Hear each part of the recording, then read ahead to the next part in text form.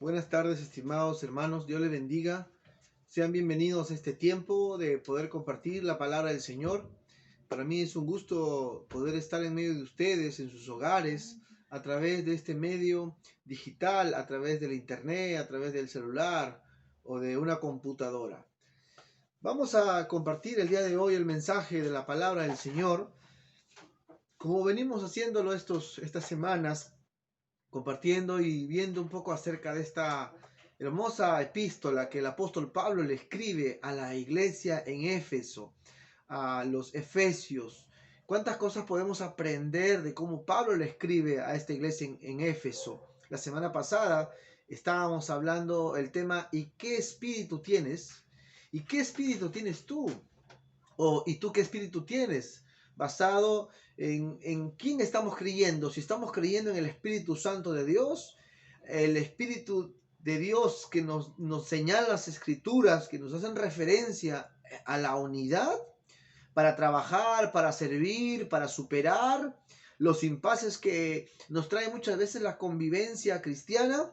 ¿O tienes otro espíritu? ¿Qué espíritu tienes tú? Decía la semana pasada, Efesios 4, capítulo 3, decía, solícitos en guardar la unidad del espíritu en el vínculo de la paz.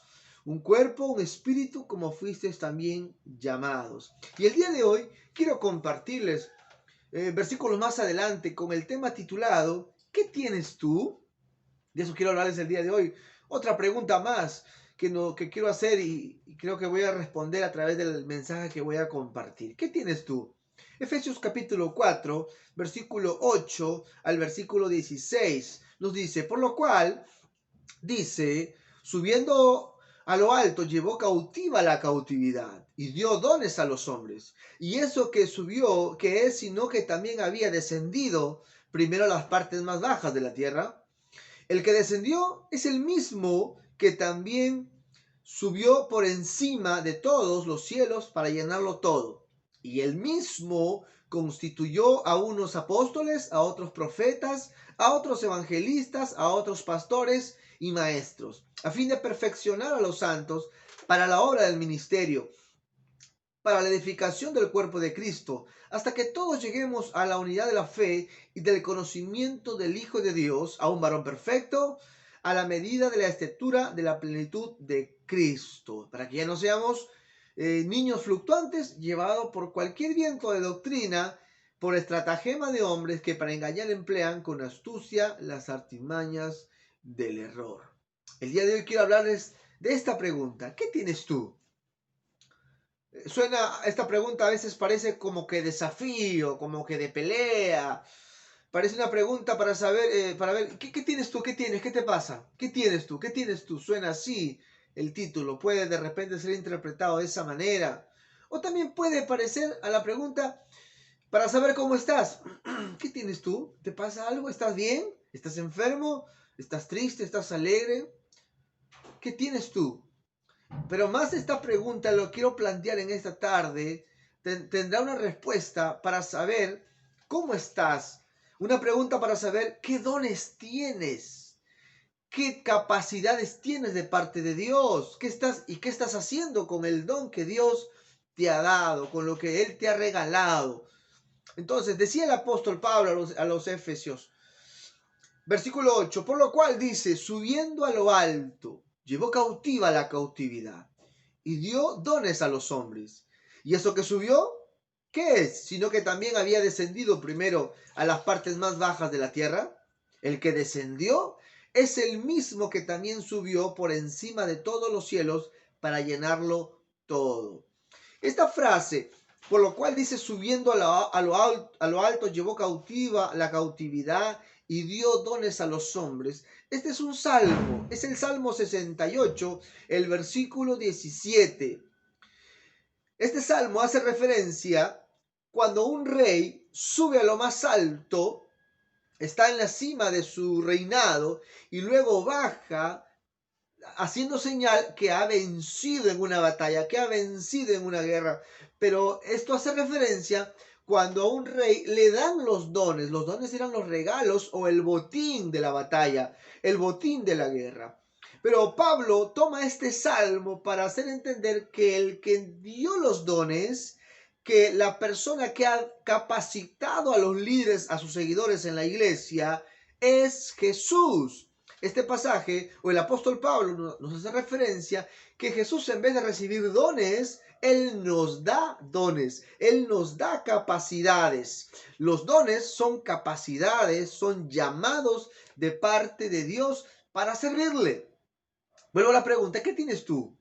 Yo creo que tú tienes dones, tienes ministerios, tienes llamados de parte de Dios, tienes capacidades, pero es muy importante que esos dones que tú tienes, lo tienes que desarrollar, tienes que formar o afirmar tu vida espiritual para que lo puedas poner por obra.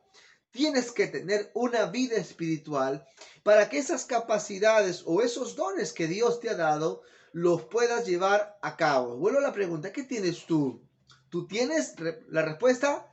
Dones, regalos, capacidades, llamados de parte de Dios. Y el versículo 11 nos dice, y Él mismo constituyó a unos apóstoles, a otros profetas, a otros evangelistas, a otros pastores y maestros, a fin de perfeccionar a los santos para la obra del ministerio, para la edificación del cuerpo de Cristo.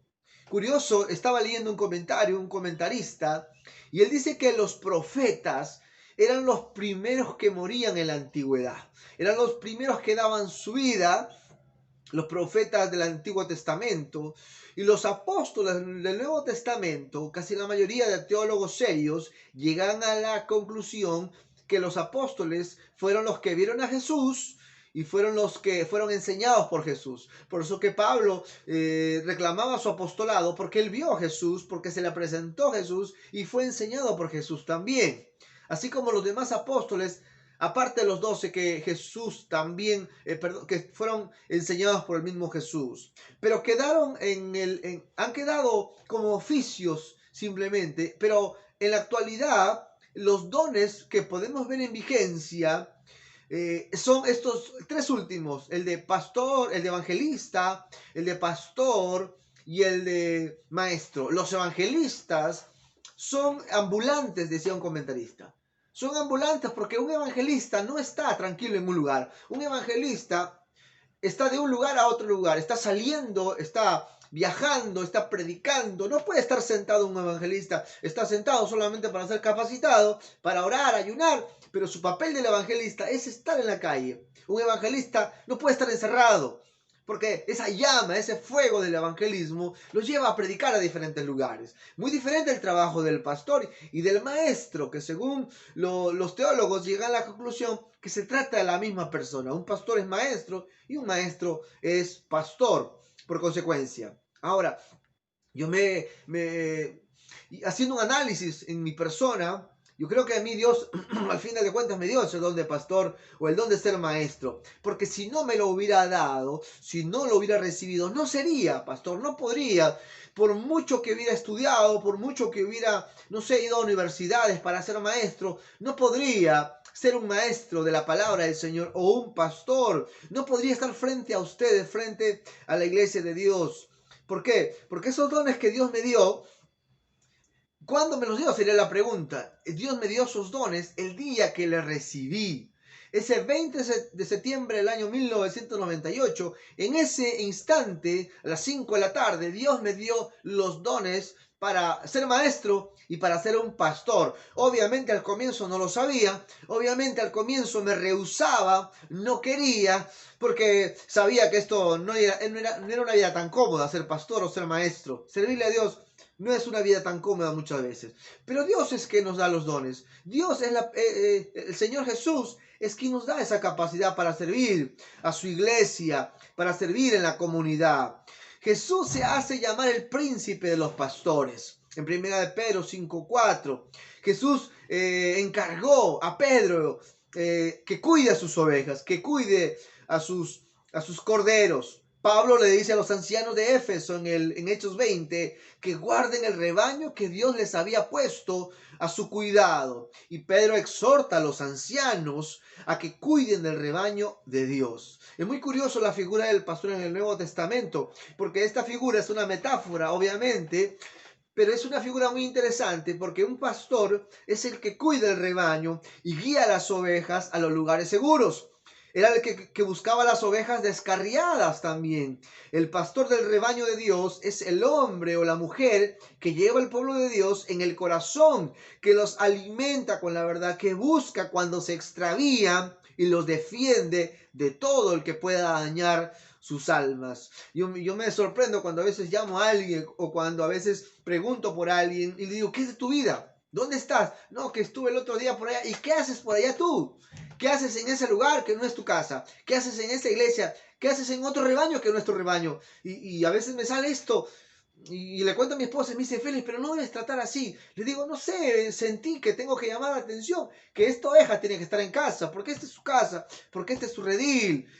Antes me viera, ¿qué me importa dónde están? Es su vida, su problema. Pero cuando Dios te da los dones, Dios te da las capacidades, Dios te da, y dice el versículo 12 dice, a fin de perfeccionar a los santos para la obra del ministerio, para la edificación del cuerpo de Cristo.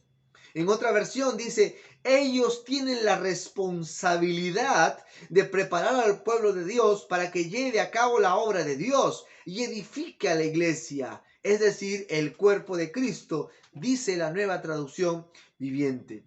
Dios nos da la responsabilidad, a mí como pastor, a ustedes como líderes, y creo que también a toda persona y a todo joven que como yo en el 1998 no quería ni pensaba ni estaba en mis planes ser pastor, pero Dios nos da un llamado, Dios nos ha capacitado. Decía Juan Wesley, mi iglesia es el mundo, decía.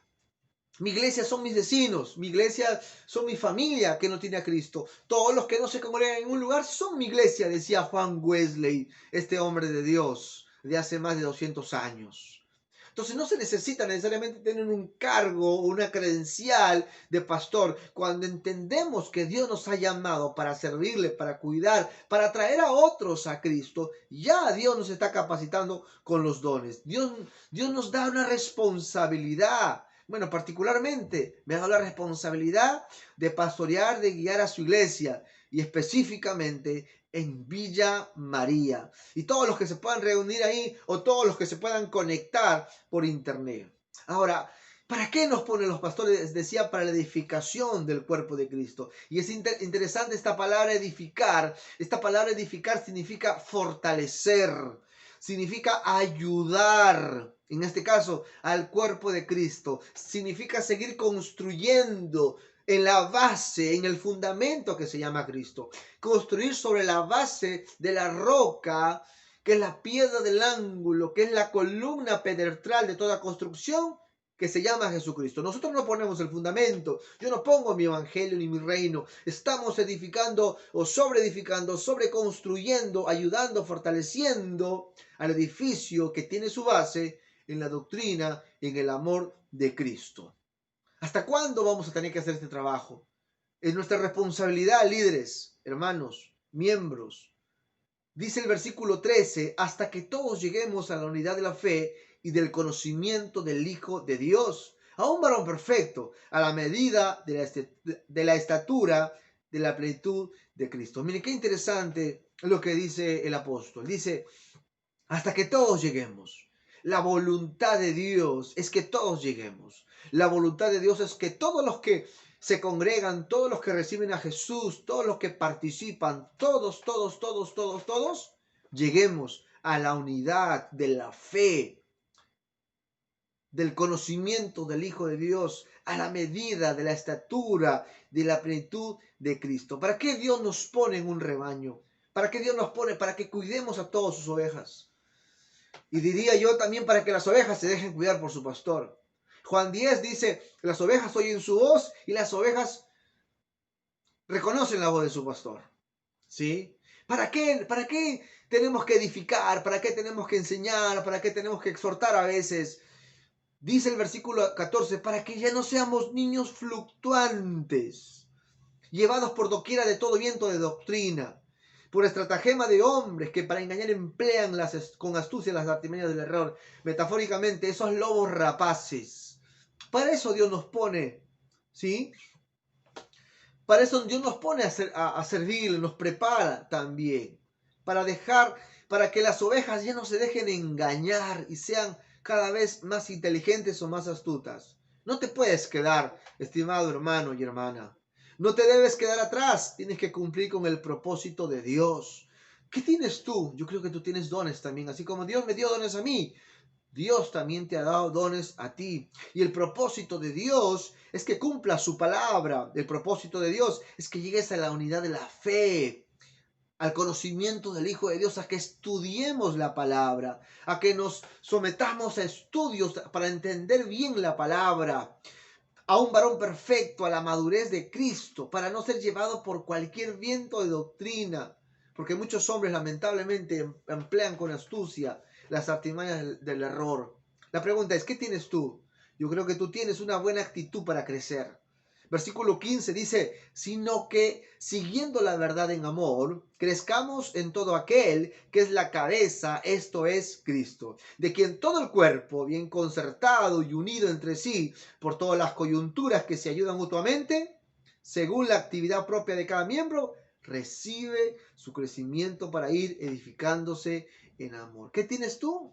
Tú tienes que tener una buena actitud para el crecimiento.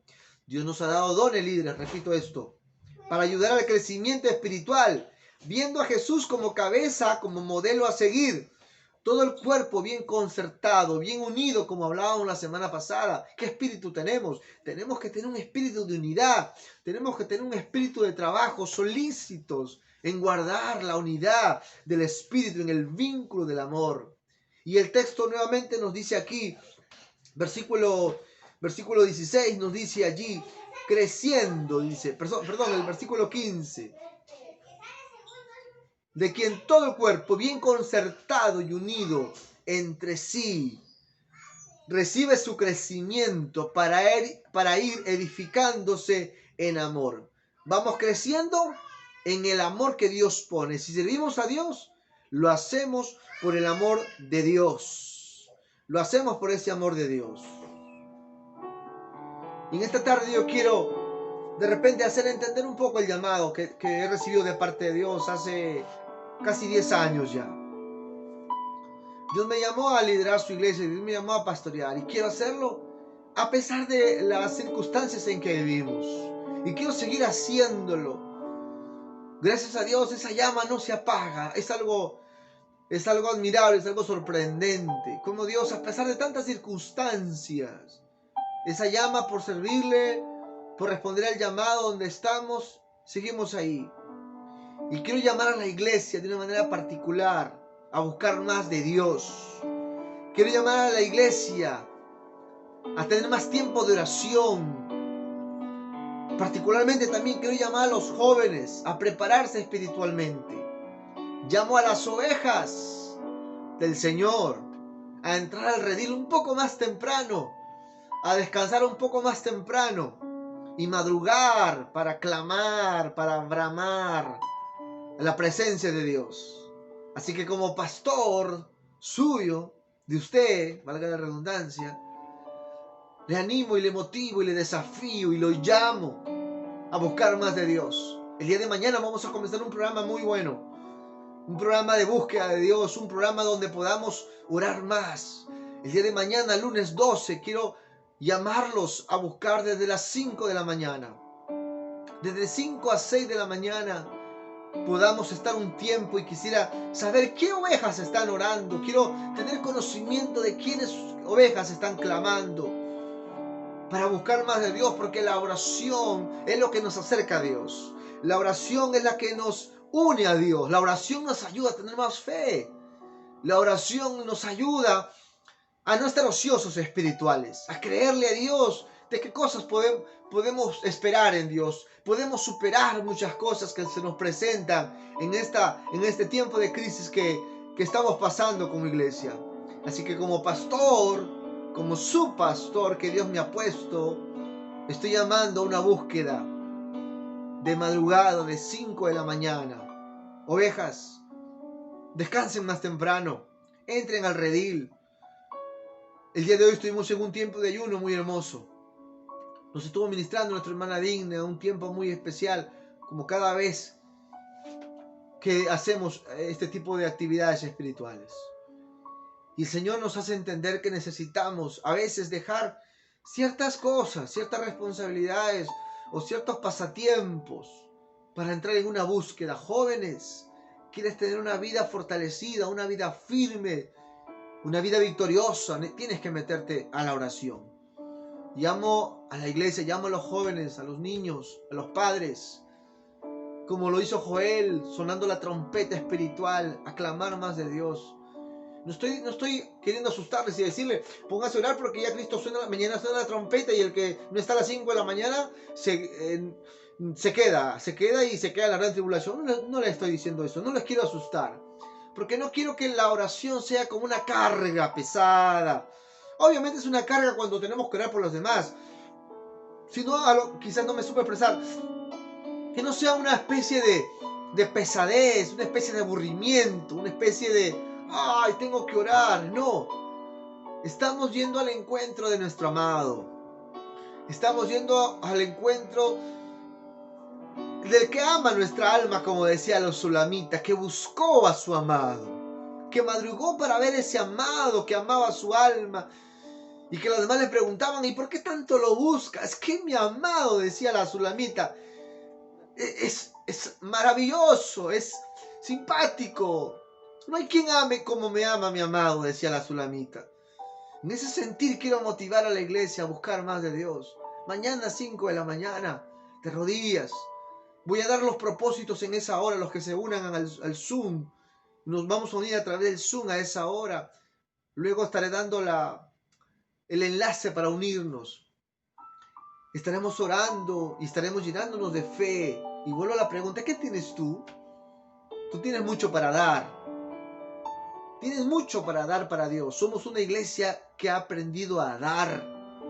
Más que pedir a los demás, somos una iglesia que da, que está dispuesta a dar. Cada vez que hay una necesidad, yo le digo a la iglesia, vamos a dar. Y la iglesia se pone, como dice esa frase, una mano en el pecho y sabe dar. Me gozo de estar en una iglesia que da. Me gozo de tener una iglesia, pastorear esta iglesia que sabe ser fiel con su mayordomía, sabe recompensar, sabe honrar. Y quiero seguir guiándolos durante el tiempo que me toca estar con ustedes como pastor. Y Dios nos ayude a seguir dando. Hoy nos toca dar, no sé, un tiempo. Nos toca dar, no sé, unas horas de oración. Nuestras ofrendas, nuestros diezmos, qué sé yo. Pero si leemos en la antigüedad, los primeros cristianos, ellos no solamente daban todo lo que tenían, ellos daban su vida por la causa de Cristo. Daban su vida, lo dejaban todo.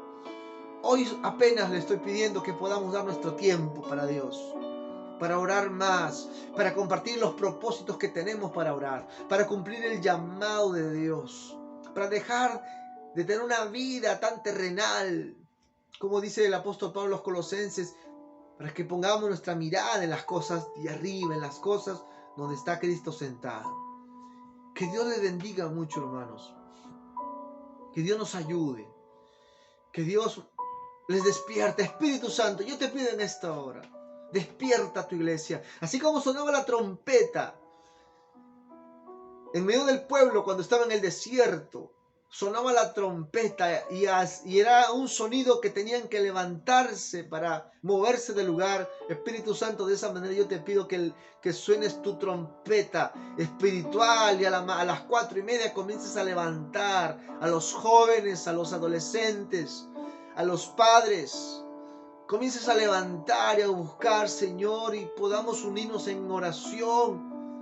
En primer lugar, para morir a nuestro yo, a nuestro orgullo. En primer lugar, para morir a nuestra soberbia, a nuestra defensa, a nuestros derechos.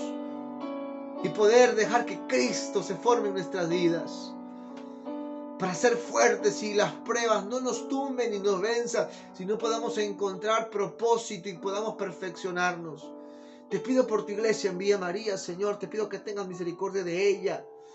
Te pido, Señor, que alumbres tu rostro sobre ellos, que ellos tengan paz de parte de ti, que guardes su entrada, su salida, que bendigas el fruto de sus manos, que restaures matrimonios, familias, relaciones entre padres e hijos, entre hermanos, que restaures matrimonios, parejas, Señor. Haz tu obra, Dios mío, y sobre todo levanta tu iglesia para buscar más de ti. En el nombre de Jesús. En el nombre de Jesús, Señor. En el nombre de Jesús. Señor, gracias. Gracias por este tiempo que tú me permites, Dios mío. Yo creo que vienen tiempos buenos, vienen tiempos hermosos, vienen tiempos gloriosos en tu iglesia, Señor. Tiempos de creerte a ti, en que tú puedes hacer milagros, sanidades, que tú puedes obrar en economías quebradas, que puedes sanar y restaurar y glorificarte, porque tu palabra así lo dice, Señor. Esa llama, ese fuego que hay en el corazón, Señor, no queremos que se apague, sino queremos encenderlo más, Señor. Como dice tu apóstol, aviva el fuego, aviva la llama que hay en el corazón. En el nombre de Jesús, Señor. Espíritu Santo, un llamado especial a la juventud. Un llamado especial a esos jóvenes que han dejado de conectarse y que están muy cómodos en su mundo o en sus sentimientos, Señor. Pero al entender que si no están contigo, Señor, su vida no va a ser tan maravillosa ni tan buena. Que todo lo que hacemos sin ti es pasajero. Pero lo que hacemos contigo es duradero a pesar de las circunstancias, Señor. Que contigo somos más que vencedores en Cristo Jesús. Gracias, Dios. Gracias, Espíritu Santo. Gracias, Dios Todopoderoso. Que Dios le bendiga mucho, hermanos. Que Dios le bendiga mucho. Amén. Este martes y jueves continuamos con las enseñanzas. El miércoles estamos en el tiempo de oración. El día viernes, este viernes 16 a la noche, tenemos un tiempo de vigilia también de 10 hasta las 2 de la mañana. Así que le esperamos el domingo. Estamos en la escuela dominical. Y el domingo 25 de octubre es nuestro próximo ayuno. Separe su tiempo para estar en la presencia del Señor. Que Dios le bendiga mucho. Nos vemos. Bendiciones.